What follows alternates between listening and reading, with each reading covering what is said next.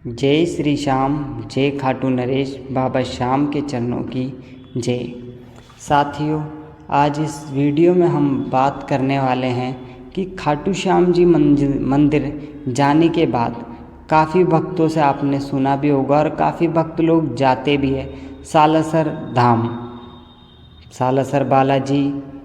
क्यों काफ़ी लोग खाटू श्याम बाबा के दर्शन करके सालासर बालाजी जाते हैं, इसके पीछे क्या कारण है। और कई भक्त ऐसे हैं जो सिर्फ खाटू श्याम जी के दर्शन करते हैं और घर चले जाते हैं। तो क्या ये ज़रूरी है अगर हम खाटू श्याम जी के दर्शन करने के बाद सालासर बालाजी के भी दर्शन करें?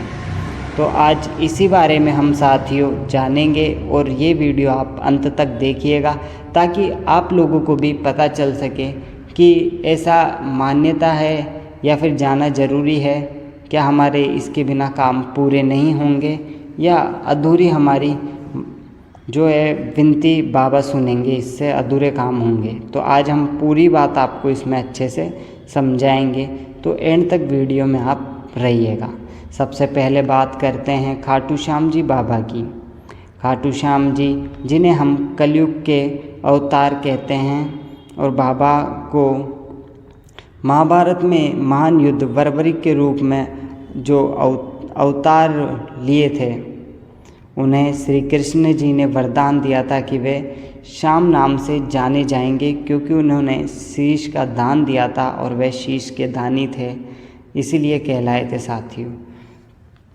और सालासर बालाजी हनुमान जी का सबसे प्राचीन और शक्तिशाली स्थान माना जाता है, जहाँ की विशेषता है बालाजी के दाढ़ी और मूंछ वाली अनोखी मूर्ति।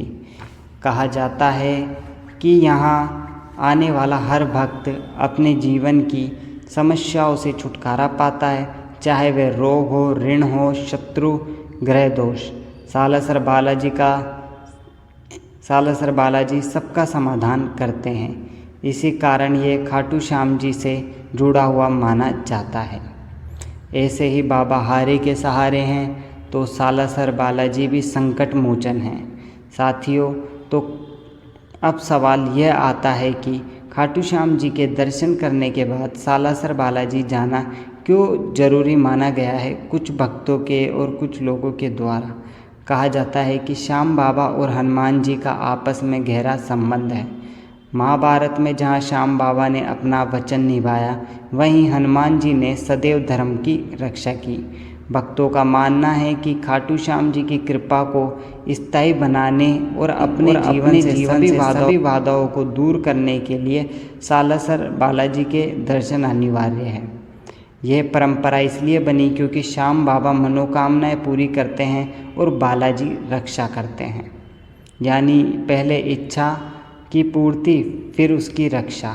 तो साथियों, एक तरीके से देखा जाए तो श्याम बाबा एक तरीके से हारे के सहारे हैं। जब हम बिल्कुल हार जाते हैं हमारे जीवन में, यानी कि एक तरीके से धन की कमी आ गई हो, परेशानियां चल रही हो परिवार में।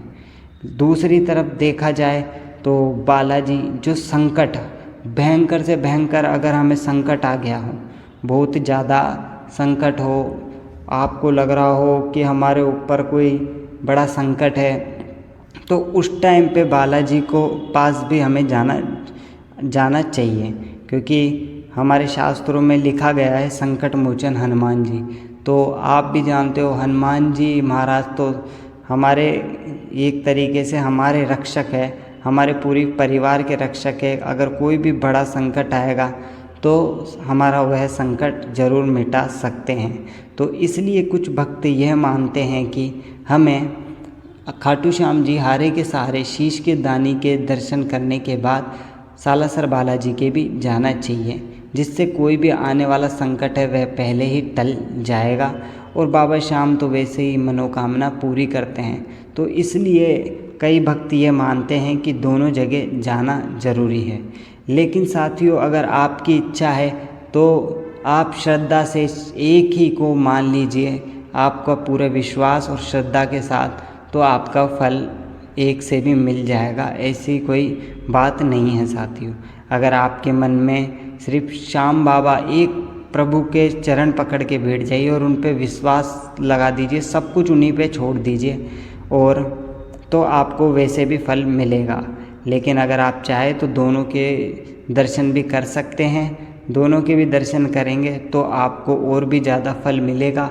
हो सकता है कौन सा कर्म कहाँ काम आ जाए, तो दोनों में ही आपका फ़ायदा है साथियों।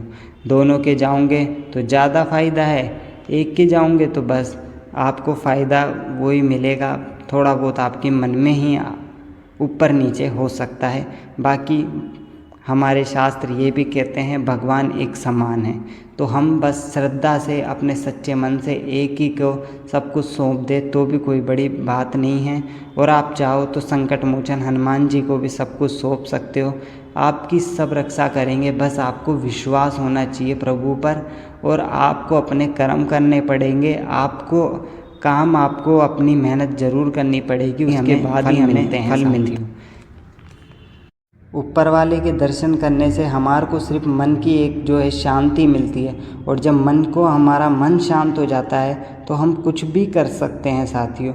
इसलिए सबसे पहले भगवान के शरणों में हम जाते ही इसलिए हैं कि भगवान हमारे मन को शांत करे। क्योंकि आपने देखा होगा जब भी हम श्याम जी के मंदिर जाए या बालाजी के मंदिर जाए और उनके चरणों में जब जाके उनसे आशीर्वाद लेते हैं तो दुनिया की सारी चिंताएं हमारे मन से उठ जाती है, हट जाती है, और बस यानी कि एक प्रभु के चरण दिखते हैं और कुछ ही नहीं दिखता है। अगर आप सच्चे दिल से भगवान की पूजा करते हो बिना किसी लालच के, तब जाके आपको समझ आएगा कि हाँ हमारी सारी चिंताएं दूर हो गई। उसके बाद फिर आपको एक तरीके से वह समर्पण होता है, और अगर आपने जब समर्पण कर दिया उसके बाद आपको धीरे धीरे खुद ब खुद ही आपके जीवन में फ़र्क आना शुरू हो जाता है। बस आपको अपने लक्ष्य को भी ध्यान रखना चाहिए हमेशा, और उसके प्रति काम करना चाहिए। भगवान का आशीर्वाद ज़रूर फिर आपको मिलेगा, क्योंकि जो मेहनत करता है उसे फल ज़रूर देते हैं भगवान। बस आपको उन पे विश्वास होना चाहिए, आपका दिल नेक होना चाहिए, आप किसी के प्रति नकारात्मक सोच ना रखें। तो दोस्तों अब आप समझ ही गए होंगे कि खाटू श्याम जी के दर्शन के बाद सालासर जाना क्यों ज़रूरी है। क्योंकि बाबा मनोकामनाएं पूरी करते हैं तो हनुमान जी महाराज संकट दूर करते हैं। अगर आपकी मनोकामना भी है और आपके ऊपर बहुत ज़्यादा संकट भी आ चुका है तो आप संकट मोचन हनुमान जी के भी ज़रूर जाए, बालाजी के सालासर बालाजी आपके ज़रूर संकट दूर करेंगे। यह एक धार्मिक परंपरा नहीं बल्कि आध्यात्मिक ऊर्जा का संयोजन है। जहाँ श्याम बाबा आपको जीवन की मंजिल तक पहुँचाते हैं, वहीं बालाजी उस मंजिल की रक्षा करते हैं। अगर आप कभी खाटू धाम जाए तो कोशिश करें कि सालासर बालाजी के दर्शन भी करें, क्योंकि दोनों धाम का मिलन आपके जीवन में चमत्कार ला सकता है। जय श्री श्याम, जय बालाजी महाराज जी की, जय खाटू नरेश।